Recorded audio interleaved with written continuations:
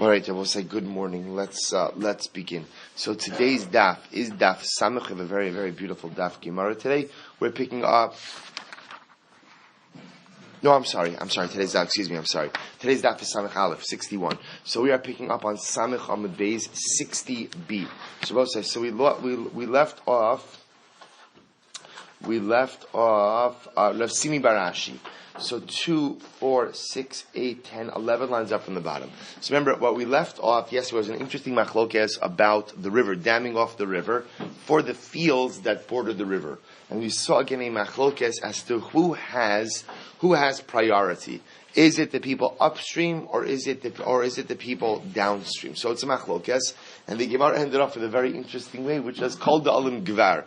Essentially, again, since we did not decide the halacha, whoever's stronger gets it. In other words, that everybody has rights. There's another way of saying everybody has a right, and pretty much whoever dams off the river first to water their field, ultimately again has that right. So it says the Gemara of Sumi Bar Ashi.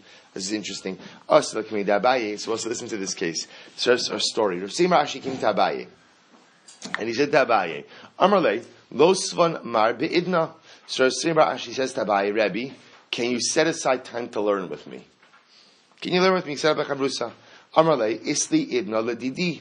So Abaye said, I would be happy to, but I don't have time. Right? Again, I have certain time in the day which I learn, and I need that time for my own learning. Velo svan mar balayla. So says Rav Simi Bar Ashi Nuso, Abaye, Rebbe, could we learn together at night? Amarle, boss, this is going to blow you away. Amarle, Isli maya lashkuye. Oh, at night I work. I water my fields. I'll say, this is Abaye, right? The conception of Abaye of sitting in the base medrash and learning all day. Abaye stayed in the base medrash as long as he could. But guess what? Abaye's got to pay the mortgage also. So what happens? At night, Abaye would water his fields. That's what he would do.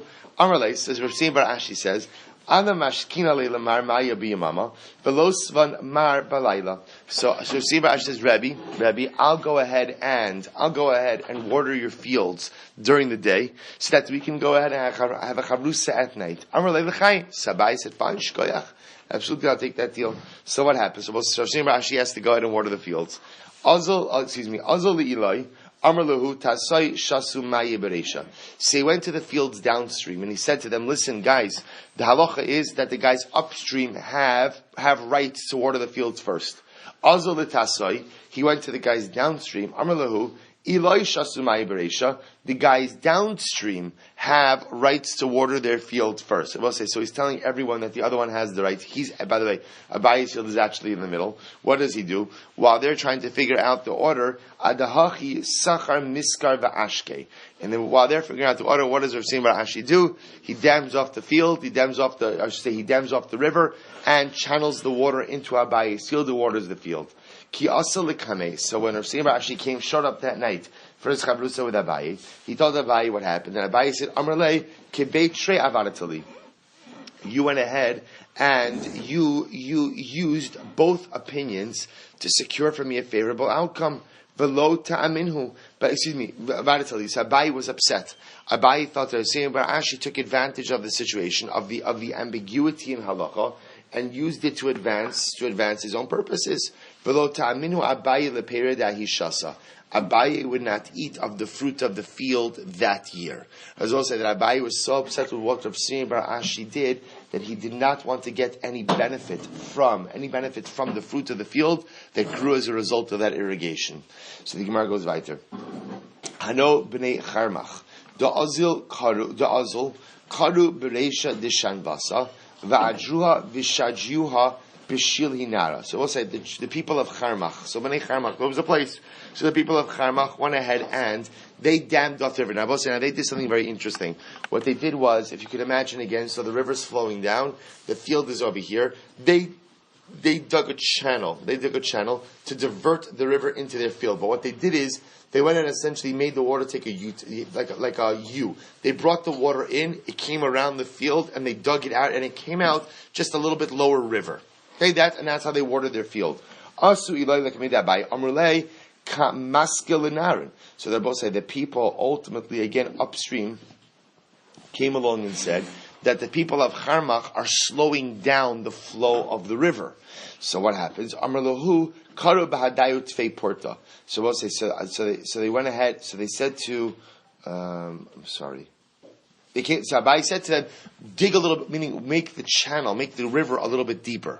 Make the river a little bit deeper, and that'll allow the flow of water to be better. So what happened? Amrulei kayav shiperim. We can't do that because if we make the water a little bit deeper, then what happens?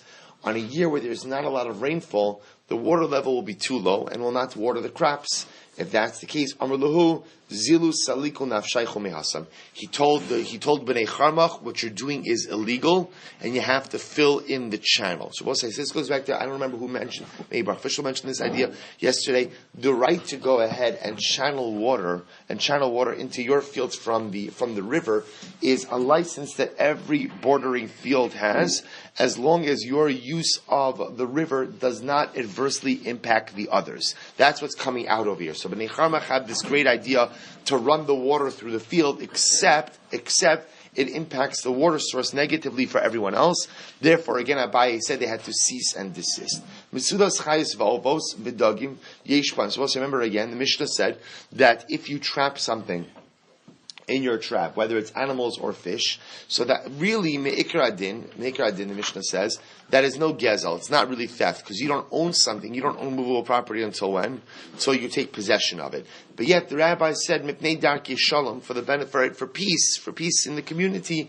Once something is in someone's net, it's theirs. You can't take it. Rabbi Yossi Aglili, on the other hand, argued and said, no, it's mamish gezel gomer. Right, Rabbi Yossi, it's actual theft. Says the Gemara, something very interesting. Bo'ozli va'ahuri, kuli al matap of samachalef, kuli amalo pligi. Shabbos say with Ozli and Ohari. So Rashi says, it's the last Rashi on Samech Hamad Beis, second to last. Ozli, rishto shel chutin sheish lantoch. Both say. So now the Gemara says, well, it depends what kind of trap.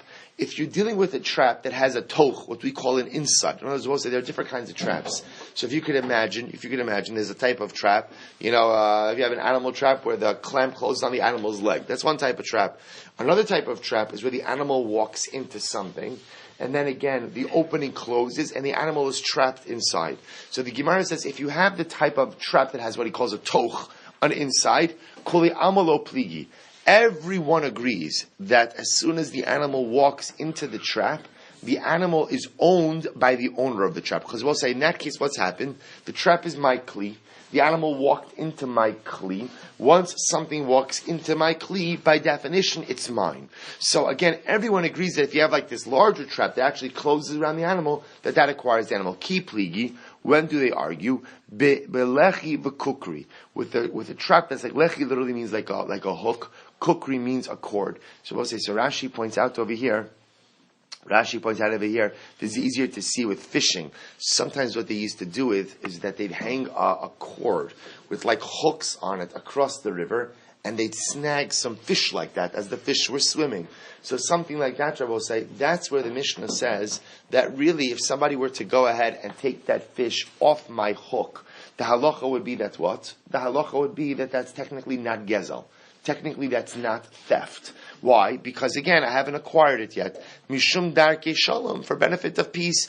That's when you shouldn't go ahead and do that. But if the animal, is that whether it's a fish or something else, is trapped inside of a utensil, in a circumstance like that, then what? Then my keli, then my utensil actually acquires the object itself.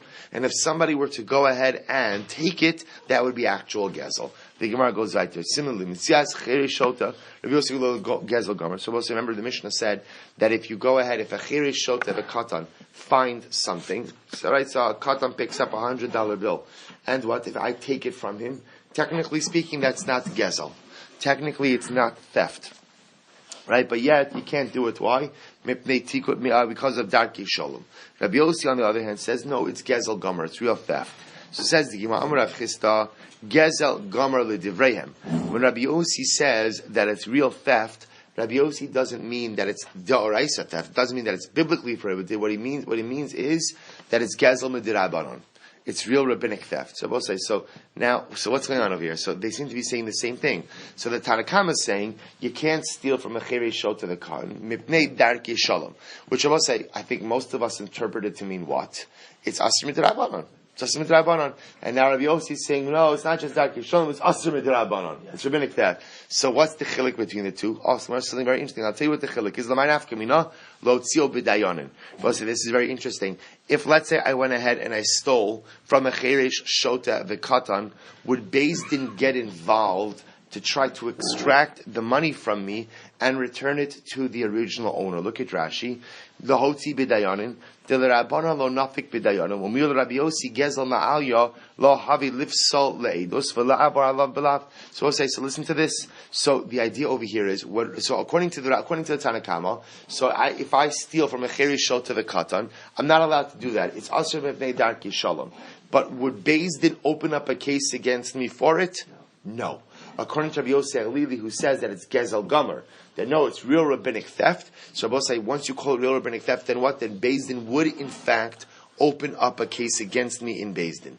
So says the Gemara, Ani hamenakev biro shazayis masha tachlav. So remember again, similarly, if a poor person is knocking the olive tree to get to olives. Remember we spoke about this, that when you want to go ahead and get olives, often what they would do is they would take a stick, they would hit the tree, they'd put like a cloth underneath the olive tree, and you'd collect the olives that fell down. So technically speaking, if the ani is knocking the olive tree, and I walk by and take his olives, technically that's not gezel, right? It's not gezel because he doesn't own it. Remember, you only own movable property when you take possession, Mashiach of it. But yet the Mishnah said that the rabbi said you can't do it. Why? B'nei darkei shalom. Says the Gemara Tana, emlikeit v'nasan biyad, harei ze gezel gomer. So let's say, so the Brisa teaches us something very interesting. That if you went ahead and, let's say the ani took the olives off the tree with his hand, and then put it down on the cloth beneath the tree. So everyone agrees in a situation like that, if someone else were to then go ahead and take the olives off the cloth, that that would be real theft. Why? Look at Rashi. Imliket v'nasan al gabi karka biyad hoil umatu liyadei gezel gomer. Because that's obvious. Because again, once I've actually held the olives in my hand and taken possession of them, then I own them, and therefore, by definition, it's now gezel gomer. It's now real theft. So Rav Kahana hava ka'azil l'chutzol. Rav Kahana was once going to Hutzol. Chutzol is a place. Chazi lahu gavra dehavishadei ufye. The Karnatran Tamre. So I will say he saw a guy who was throwing sticks at the date palm, and the dates were falling down to the ground. Ozil kamenakit va'achol. So I will say, so what happened? This is an interesting story.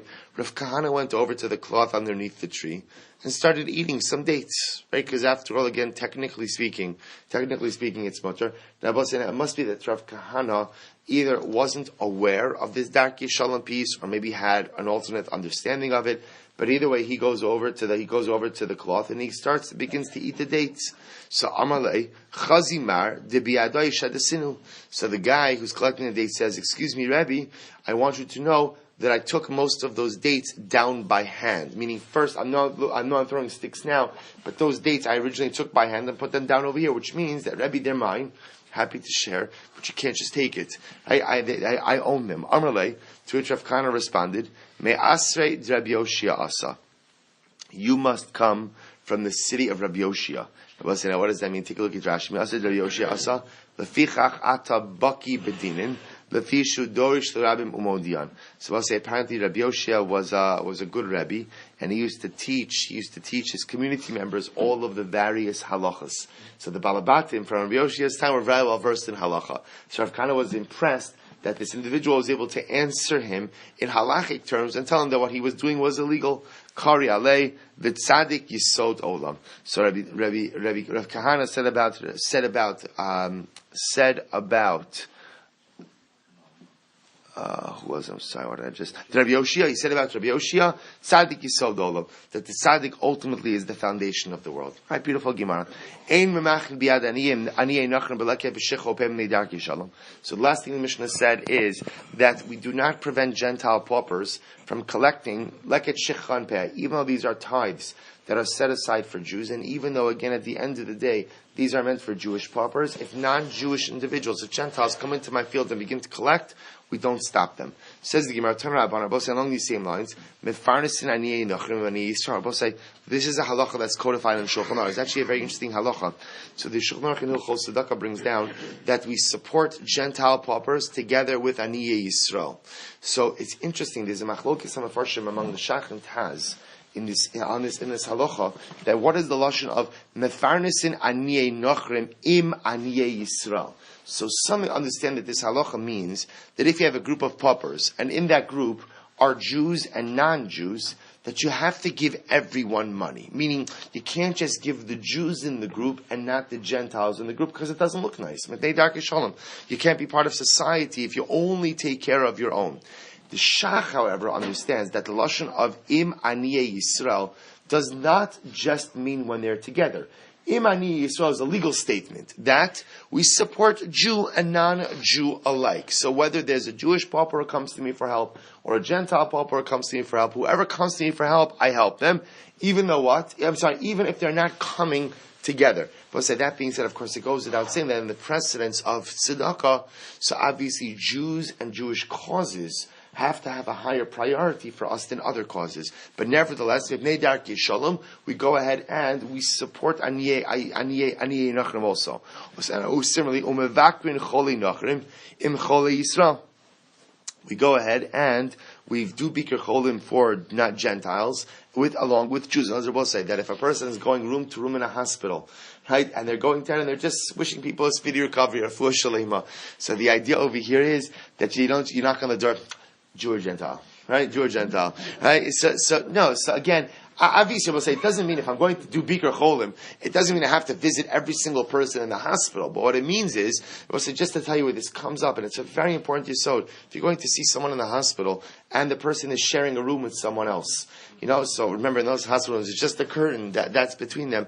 It's so important to go ahead and just peek your head in on the other side just to wish the person a refuah shlema. You don't have to sit down with them, because understand, if you're the other person in that hospital room, you hear, it's a person is sick, a person is ill, it's an isolating experience. So imagine you're the other person in the hospital room, your roommate has a visitor, someone's sitting there asking about him, seeing what he could do about him. You don't know if that other person has visitors, doesn't have visitors, has family, doesn't have family, has community, doesn't have community. You take 30 seconds before you leave and you peek your head and hi, Shalom Aleichem, Shmuel Silber. Use your own name. But, just going ahead, I'm sorry you're here, we should have a speedy recovery. It's an incredible thing. That's what the Gemara is saying. So you're doing Bikur Cholim, make sure to go ahead and look out for the other as well. V'kovrim meisei nachem meisei Yisrael. We bury the Gentile dead together with the Jewish dead. Now, I will say, what does this mean? So it says Rashi, Meisei Yisrael, lo b'kivrei Yisrael. Doesn't chas v'shalom mean we do not bury non-Jews in Jewish cemeteries, but rather, ela misaskim bahem im matzum harugim im Yisrael. So Rashi actually gives a very interesting twist over here. Rashi says that we're talking about over here, if we find that Gentiles have been killed, meaning he says if we find that people have been killed, so what he's referring to over here is essentially like a Gentile mace mitzvah.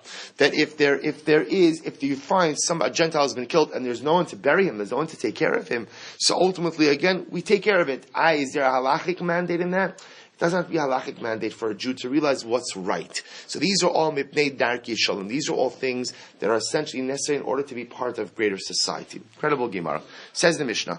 We'll say now we get a little bit more to some technical halachas. Mash'elas isha lachaverta. And actually this is going to open the door to a fascinating discussion, a little bit about lifnei iver, about how to deal with people who may not be as observant, as religious, as affiliated as we are, with matters of halacha. So says the Mishnah, Mash'elas isha lechaverta chashuda ala shvius. So we'll say a woman is permitted to go ahead and lend to her friend who's chashuda shvius. So we'll say, so let's say again, so we'll call her Rachel. Rachel has a neighbor, and neighbor is chashuda ala shvius, which means she doesn't keep shmita.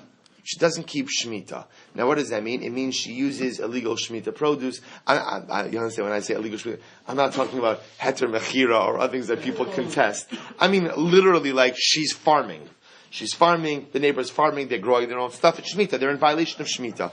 So what happens? So the woman who observes is permitted to lend to her friend who doesn't keep Shemitah, nafa the kavra, the rechayim, the tanur. She could lend to her friend. Little Bo says, so naf and kavra are a sifter and a sieve. Rechayim means like a hand mill. Tanur is an oven. So she can go ahead and lend all of these things. Rabbi say, now what's the chap? Now, I see what the Mishnah is saying is, you might have thought you can't lend these things. Why? Because what is she going to do with all of these things? She's going to process her wheat, right? And yet, again, her wheat is illegal wheat. It's illegal shemitah wheat. So, nevertheless, I'm permitted to go ahead and lend her the utensils. However, avalo tavur v'lo titchan ima. But I can't sort, the neighbor can't sort or grind the wheat with her shemitah violating neighbor. As well say, so we'll call her Rachel. Rachel is the tzaddikus. So she can't. So Rachel could go ahead and lend her shemitah violating neighbor utensils, because what she does with the utensils is her own business. What Rachel can't do is participate in the sorting and grinding of wheat together with her shemitah violating neighbor. Why not?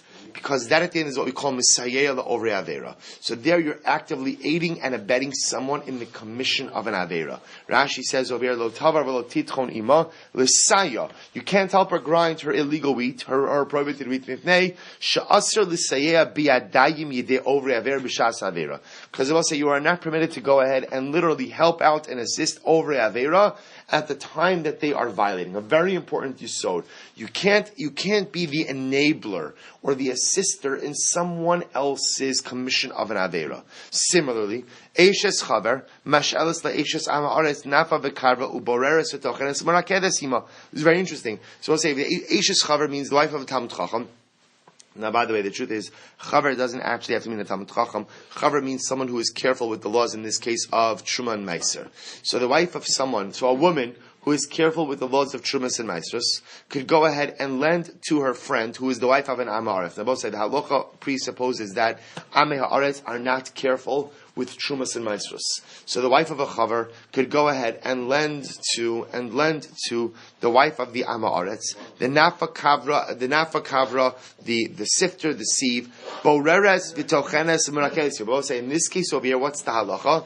The wife of the chaver has the ability to literally sift the wheat, grind the wheat, together with her friend, the wife of the Am Ha'aretz. So she could go ahead, because we'll say, which with logic, why? Because remember, there's nothing illegal about the wheat of the Am Ha'aretz, and there's nothing illegal about the grinding and the processing of wheat. However, aval mishetati lasamayim, but once the Eishes Am Ha'aretz adds the water in to the flour, lo tiga ima, then the Eishes chaver should not really touch the mixture anymore.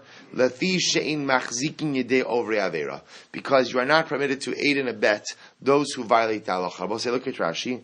Aval mishetati lasamayim lo siga, lefi shemagalgala. Lefisha mishagalgala hutpala lachala v'kamitame machmas kelim tameim v'zumas sayasa legalgal v'asar legrom tuma lachala. Because also remember, once you mix in the water with the flour and you begin to make a dough, then it becomes chayav, the dough becomes chayav in chala.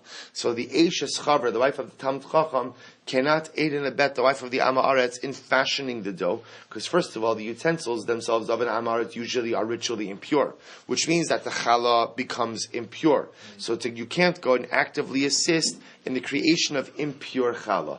Therefore, again, the wife of the Talmud Chacham could help out in every single point of the process up until the water is added to the flour. So the Gemara says, why? Because you can't go ahead and literally strengthen the hands of those who violate the halacha. Well, so in other words, what the Mishnah is saying is the following. If you notice, by the way, right, we don't try to dictate what people do or what people don't do. So if you're going to violate Shemitah, that's your business. You're not You're going to go and not separate Trumas and Meisos or use impure Yukelim. That's your business. Again, there is a mitzvah of hochacha, mitzvah of rebuke, but in this Mishnah deal essentially saying like this: that person's going to do what they're going to do.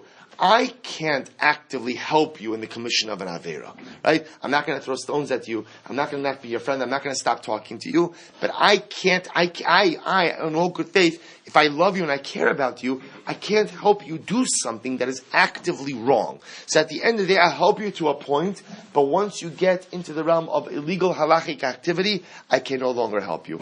V'kulan lo amru ela mipnei darki shalom. And Abba said, all of this was said mipnei darki shalom. Abba said, now what does that mean? Now what does that mean? Meaning what the Mishnah is saying is like this: if you're a purist, then what should be the halacha? If someone goes ahead and violates Shemitah, what should be the ikr halacha? I shouldn't be able to lend them even my utensils, right? Because I will say, if we're concerned about machziki de over avera, so giving my neighbor, violating the neighbor, my sieve, my sifter, my handle, that's also machziki de over avera. So the Mishnah says, but we can't do that in Mei Darkei Shalom. So Darkei Shalom says, you have to be able to get along with your neighbors. We'll say, this is an incredible Mishnah, which would serve us well as a nation to learn this Mishnah. That Mishum Darkei Shalom means that I have to accept that not everybody's going to do the quote-unquote right thing. However you define the right thing. I have to accept that that's a reality. That is reality within Klal Yisrael. And I have to learn to coexist with every single person. But I will say, here's the idea. So Mipnei Darkei Shalom said, Chazal said you could coexist. And coexistence means neighbors lend each other stuff. But I will say, Darkei Shalom coexistence has its limitations as well.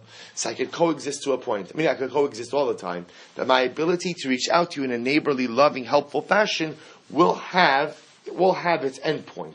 At a certain point in time where your activities are actively illegal, then I have to take a step back. I still love you, I still care about you, I still wish you well, but I can't actively help you anymore down this path. So Mipnei Darkei Shalom, you can lend the utensils, you can help out in certain ways, but at a certain point in time you have to take back. Umachzikin yedei nachrim b'shvius, and I will say this is an interesting enigmatic statement, which we'll have to see what it means. You can go ahead and be machzik, you can strengthen the hands of Gentiles during Shemitah, we'll see what that means. Avalo yedei Yisrael, but you can't strengthen the hands of Jews who seem to work during Shemitah. And all of this, v'sholen bishloman, we'll say this is actually interesting. So the halacha is, you can inquire about the welfare of Gentiles, mipnei darkei shalom, or because of Darkei Shalom. So we'll say, so what does this mean? I could inquire about the welfare of Gentiles. That's Darkei Shalom. Isn't that just good manners? So Rashi says something amazing. Shalom b'shloman, kol hayamim, va'afa pi shematil al hanachri shem shamayim, shashalom shmo shal HaKadosh Baruch Hu. We'll say what the Mishnah is saying is, I can give a non-Jew a greeting of Shalom Aleichem. Now, what's the chap of that? So, the idea over here is Shalom is the name of HaKadosh Baruch Hu. So, I might have thought that's what? That I can't greet a Gentile with the name of God. Kamash Shmuel says the Mishnah, I can. Why? Mibnei Darkei Shalom. So, why is that Darkei Shalom? Because if there's a group of people and I'm giving the Jews one type of greeting, and I'm giving the Gentiles another type of greeting, especially if it's a Gentile who lives amongst Jews, who understands that Shalom Aleichem is a greeting. So to go ahead and give him a different kind of greeting may create some level of animosity, and therefore Halacha L'maaseh I'm permitted to greet him with a Darkei Shalom. Amazing idea. Says the Gemara, Maishna Reisha, Maishna Seifa. So what was it? What's the response of Kol Hayamim? Oh, so all that Rashi is saying over here is that the first statement that was just said before is that you're machzikin yedei nachrim b'shvius. So I might have thought that sholem b'shloman maybe is also b'shvius. Therefore, Rashi says no. They're two independent statements. You could be machzik the hands of a nachri by shmita, and you could give him shalom all the time. Kol hayamim. Says the Gemara, Mashna Reisha, Mashna Seifa. So what's the difference between the first two cases of the Mishnah? So we're supposed to understand, in the first case of the Mishnah, which was a woman dealing with her neighbor, who is a violator of Shemitah. So what's the halacha? If my neighbor is a violator of Shemitah, so I can go ahead, I can lend her the sifter, the sieve, the hand mill, and the oven, but I cannot sort or grind the wheat with her. Yet, what's the halacha? If she's a violator, if she's an Eishes Ama'aretz, right? An Eishes Ama'aretz, and therefore, again, she goes in and she doesn't take Trumas Semesters, what's the halacha? I can go ahead and give her all these things, and I can even grind and sort the wheat with her. I just have to take a step back when she adds in the water. So why the distinction here? So Amar Abaye. So Rashi says Amar Abaye. Fine. Amar Abaye. Rov Ame Haaretz Ma'asr name. So what says Abaye says, I'll tell you why. Because in reality, in the second case of the Mishnah, which is an issue of a woman who doesn't tithe, the majority of Amaratzim do tithe. This is actually interesting. The majority do. There's a significant minority that does not, and therefore the rabbis felt that in order to protect us against the minority who does not tithe, so they went in and they legislated that you have to assume that all produce of an Amma Aretz is untithed. And therefore Abai says, because the majority do tithe, therefore again we permit the Eishes Chaver to participate in the process up until the addition of the water. Shabbos, we don't hold that it's the man can eat from him. Right, because there is lo efshar. Because for Shabbos wouldn't make a difference. It wouldn't fall under it. I don't know how far back do you extend that. I don't know. I don't know. So it's only for Yeah, I don't know. It's a good shayla. Rava Amarava says, Hacha ba'ama aretz de Rab Meir, v'tuma de Rabbanan. So Rava says that here, what are we dealing with? We're dealing with an ama aretz according to Rab Meir. So we're going to see Rab Meir has a unique definition of an ama aretz, and we're dealing with tuman tara mid Rabbanan. What does this mean? This Sanya, Ezu ama aretz. Rava says, who is an ama aretz? Kol she'enu ochel chulyav b'tara div Rabbi Meir. So we'll say Rabbi Meir's definition of an ama aretz, we'll say, is not someone who doesn't tithe, but rather someone who eats their chulin in a state of tumah. Someone who eats their chulin in a state of tumah. Div Rabbi Meir. The Chum say no. The definition of an ama aretz is kol she'enu ma'aser peirosav. Whoever does not properly tithe his produce. So the Gemara says, "Ay v'hami diktani seifa mishetatil esamayim lo siga ima." So we'll say here, what we have over here is the following. So what we're trying, just so you understand, we're trying to understand the fundamental distinction in the Mishnah. We have two cases in the Mishnah. Case number one is a Shemitah case. Case number two is an ama aretz case. So in the Shemitah case, the Mishnah ruled that the neighbor is permitted to participate with her neighbor. Well, that doesn't make sense. The neighbor, sorry. She'enu ochel chulin b'tara, which means he eats his chulin b'tumah. He doesn't eat it in a state of tara. He eats it even when he's tameh. So says the Gemara. So listen to this. So the fundamental machlokes in Abai and Rav is the following. So here we have to distinguish between two cases. In the case of Shemitah, the Mishnah permits, we'll call her the observant neighbor, to participate in the process up until the grinding. She permits her to lend the utensils, but you can't participate in any process of the actual wheat preparation. In the case of the ama aretz, we allow the observant neighbor to participate up through what? Up through the grinding of the wheat, up until the addition of the water. The Gemara is trying to understand what the distinction between the two cases. So Abayi understands, because the truth is, in the case of the ama aretz with the tithing, we actually assume the majority of amaratzim do in fact tithe. There's only a rabbinic decree, and the rabbis only made the decree on the produce itself. But the process up until the time when the produce itself, when the wheat itself actually becomes chayv shumos and maisros, we allow the observant neighbor to participate. Rava says the ama aretz that we're dealing with in case number two, interestingly enough, is an ama aretz according to Rabbi Meir. According to Rabbi Meir, so what's the definition of an ama aretz? Really, Rabbi Meir says everybody should eat even their chulin betara. Everybody should even eat their chulin in a state of ritual purity. The ama aretz is someone who eats his chulin in a state of ritual impurity. So says the Gemara, so let's analyze this. The fact that the second case in the Mishnah said that once the Eishes Ama Aretz adds the water, the Eishes Chaver should not go ahead and participate in this process anymore. Michlal, Dereisha Lav Betuma V'Tara Askinan. Both that would seem to indicate to us, now that's a Tumantara issue. Because when she adds the water, remember as we saw before, the Kalim are Tmeim, which means the Chala becomes Tamei from the beginning, which makes it sound like the first case, which was the Shemitah case, is not a din of Tumah V'Tara. To which the Gemara says, Reisha v'Seifa b'Tumah v'Tara. In reality, both the Reisha and the Seifa are dealing with Tumah and Tara. The Reisha b'Tumah Schulin, v'Seifa b'Tumah Schala. And the Reisha is talking about a case again of Tumah Schulin, where Chulin are becoming Tamein, and the Seifa is talking about a case of where the Chala is becoming Tamei.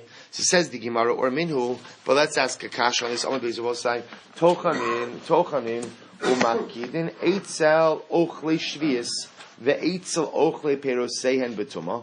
Avalo li ochle shvius, v'lo li ochle perosein b'tumah. So we'll say, listen to this. So the halacha is, you could grind up your wheat. So we'll say, if I have ground up wheat, flour, right? I have flour, and I need to store it by someone. So we'll say, so the shaila is, who has halachic credibility that I could store my wheat by them without concern that what? That they're going to swap it out for something else. So says the Gemara, I could go ahead and grind up my wheat, take my flour, and I could leave that wheat, I could deposit that wheat with people who eat illegal Shemitah produce, and people who eat their peiros, their produce, in a state of tumah. Look at Rashi. Umafkidin eitzel eosa eitzel ochle shvius she'in chashudim lo lahachliv v'lo liga. So also here's the chap. The Mishnah says, I am permitted to take my ritually pure wheat and deposit it with people who eat illegal Shemitah produce, and people who eat their peiros, their fruit, in a state of ritual impurity. And I don't have to be afraid that what? That they're either going to swap out my wheat for some other wheat, or more importantly, touch my wheat. I don't have to be concerned for that. However, avalo, la'ochle shvius, velo la'ochle peiros sehen, velo la'ochle peiros sehen betuma. Rabbi said, but what can't I do? I can't go ahead and grind wheat for those who go ahead and eat illegal Shemitah produce, or those who eat their peiros in the state of tumah. So Rabbi say, in this case over here, if they give me their wheat to grind, I can't grind their wheat for them. Look at Rashi. If the person who violates Shemitah comes and brings me his wheat, I have a mill, and he's bringing me his wheat to grind his meat, I can't grind it for him. Why? Because I cannot help them in the commission of their Aveira.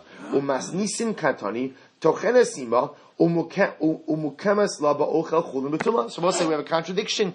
Remember, what does the Brisa say over here? I can go out and deposit my wheat with someone who violates Shemitah, or someone who eats his peiros betuma. Why? Because it's my wheat, and I could safely assume that's what? That he's not going to touch it or to swap it out for a different wheat. But if the person who eats Shemitah produce, or the person who goes ahead and eats his peiros in a state of tumah, gives me his wheat to grind, I can't do that. Why? Because that's Misayah over Avera. Because that's aiding and abetting someone in the commission of an Avera. But that contradicts the Mishnah. Because what did the Mishnah say? The Mishnah said that for the Eshes Ama Aretz, the wife of the Talmid Chacham can participate with her in what? In grinding and sorting the wheat. To which the Gemara says, Amar Abaye Hasam, Bekoin Achoshet, Le'echo B'Truma Askinan. What are we talking about over here? This case over here is talking about a Kohen who is suspect of eating truma bituma, that he eats truma even in a state of tuma, which Rabbi say is a chashash daraisa, the habile tuma daraisa, which Rabbi say actually represents a tuma daraisa, and that's why again, if this Kohen goes ahead and brings me his wheat, I know that he has a reputation of eating truma even in a state of tuma. I can't grind his wheat. Why not? Because lamaisa there's a concern that I'm really aiding and abetting in the commission of an avera, and it's daraisa avera. If that's the case, about they were dealing with a Kohen who's choshet to eat the truma in a state of tumah, then why am I permitted to deposit my wheat with him? Meaning, should I not be concerned that what? That he may go ahead and touch my wheat as well, render it tameh? So the Gemara says, or minhu, let's raise another kasha. Mafkidin truma eitzel Yisrael ama aretz, below eitzel kohen ama aretz. I could deposit my truma. It's actually very interesting halacha. I could deposit my truma with the Yisrael ama aretz, but not with a Kohen Ama Aretz. Why? Mipnei Shalibo Gaspa. Because his heart is familiar with it. So what does that mean? A Yisrael, we assume, has a general reverence and respect for Truma. And therefore, again, I could deposit my Truma with the Yisrael, and I'm pretty confident that's what? He's not going to lay a finger on it. He's not going to swap it out for something else. On the other hand, I can't deposit my truma with a Kohen Ama Aretz. Why? Because a Kohen eats truma all the time. And if he's an Ama Aretz, it might mean that he's not careful with the laws of Tumah and Tara. Therefore, I have to be concerned that he may touch my truma or may swap it out for something else. So Rabbi Elohim asking, what are we dealing with over here? Bikli cheres hamukaf tzamid psil. We're talking about over here, I'll say, where I deposit the flour with this Kohen Ama Aretz, or with this Kohen who's chashud, in a kli cheres, an earthenware utensil that is sealed. Interestingly enough, the halacha is that if you have a earthenware utensil that is sealed, the contents cannot become mekabel tumah. So essentially, I'm depositing the wheat with him, the flour with him, in a tumah-proof utensil. I have a lechosh shema tesiteno ishtanida. Rabbi say kli cheres hamukaf tzamid psil only works with what? Only works if you touch it. But let's say if a woman who's a nida goes ahead and carries it, lemaisa again, even the contents of that could become tamei. Elo amar Rabbi Yomi, elo kasha. It's not a question. It's not a contradiction. Kan beperosh hochsharu, kan beperosh lo hochsharu. Both say two different cases. So one case is where the produce is ready to be comfortable. So you know that an item could only become the item is only receptive to tumah if it comes in contact with a liquid. If it's not hochshav, if it didn't come in contact with a liquid, it can be makabel tumah. So says the Gemara, when do I have to be concerned that maybe again the Kohen Ama Aretz will go ahead and touch the item and be matameh it? that's only when the item itself is hukshur l'tumah. But if it's not hukshur l'tumah, if it's not receptive to tumah yet, then I need not be concerned. Or minu, the Gemara is another kasha. Hamolich chitin l'tochein kusi, or l'tochein amaretz, harihin b'cheskasan l'maisor l'shvius, avalo l'tumah. So what I say, interestingly enough, the halacha is that if you bring your wheat to a grinder, so we'll say not everybody had a mill. So there were people, I guess, who operated mills. You bring them your wheat, they grind your wheat for you. So what happens? If a person brings his wheat to a tochen kusi, to a kusi grinder, or to a grinder who's an amaretz, the halacha is that the wheat is b'cheskasan l'maiser. Rashi says, b'cheskasan, she'in chashud lahachlif b'she'ino mu'usar pero shvius. So we'll say when I bring my wheat or I bring my produce to the kusi or to the amaretz, to their mill, I don't have to be concerned that they're going to swap out my wheat for something else. I don't have to be concerned for that. However, avalo l'tumah. But for tumah purposes, we'll say there's a different halacha. What does it mean avalo l'tumah? Rashi says, chayshinan shema naga. I do have to be concerned that what? That maybe the amaretz or the kusi touched my wheat, and therefore again the wheat is tumah. To which the Gemara says, 1 second, hi my rumya. What's the comparison over here? Lavu kimna beperosh lohochshiru. So we'll say, so we just said before, we're talking about peros, we're talking about produce that is not yet receptive to tumah, didn't come into contact with water. If that's the case, then how could it be makabel tumah? You're right. The karile my karile. So the one who brought up the question, why did you bring up the question? Mishub the kabayle memachrisialo, because you wanted to contrast the next brisa with it. So we'll say, so let's go back to a little bit. So remember, what the Gemara is suggesting right now is something very interesting, which is that lemaisa, again, it appears that what we're concerned about is the following. We're not concerned that even people who are chashid, even people who are suspect for violations of certain area of halacha, I'm not concerned that they're going to swap my produce for another produce. If I deposit something with them, I'm not concerned they're going to swap out my stuff and put in their own stuff. What I do have to be concerned for is what? That they'll touch it. That I have to be concerned for, which is logical, that they're going to handle it. And therefore, again, if there are people who are not careful with the laws of Tum and Tahara, I do have to be concerned that perhaps, again, my items, my produce may become tummy. Let's just go a little bit weiter. So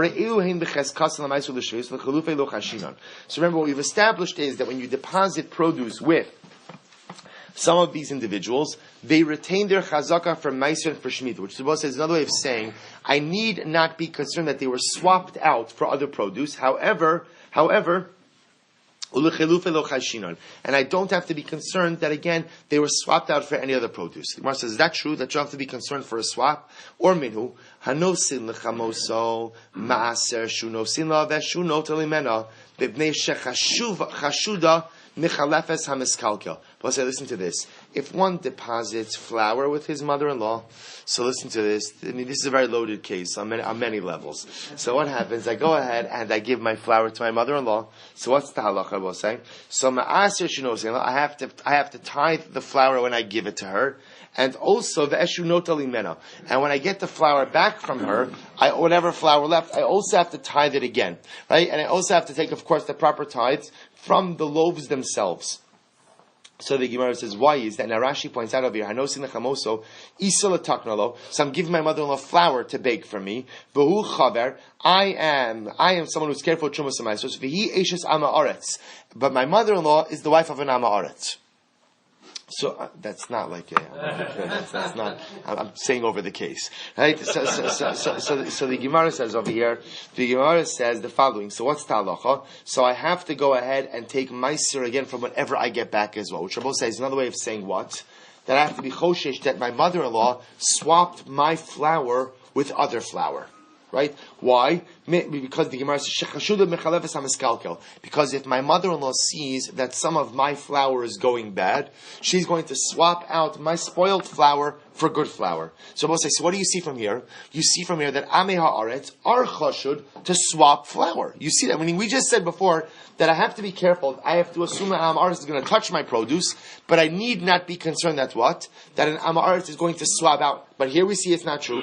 To which the Gemara says, no. Hasam kidiktani taima Am Rabbi Yehuda rotzehi betakanas bita ubosha mechasna. We'll say the case over here is different. Why? Why is she swapping it out? Not because amei haaretz swap out flour, but this is a unique case. Why? Because we'll say here, what does my mother-in-law want? My mother-in-law wants, first of all, she wants the best for her daughter. Right? Forget about me. Right? She wants the best for her daughter. So her daughter's going to be eating this bread. She wants her daughter to eat high quality bread. So if she sees that the flour of her son-in-law is on the verge of spoilage, she's going to swap out that flour and give the good flour. And also, she's embarrassed of her son-in-law. She doesn't want her son-in-law to think that she's giving him inferior flour. Therefore, again, in this kind of case, because there's a familial connection, that's why there's a chashash that she's going to swap out the spoiled flour and give the good flour. But under normal circumstances, we do not assume that halacha l'maisa.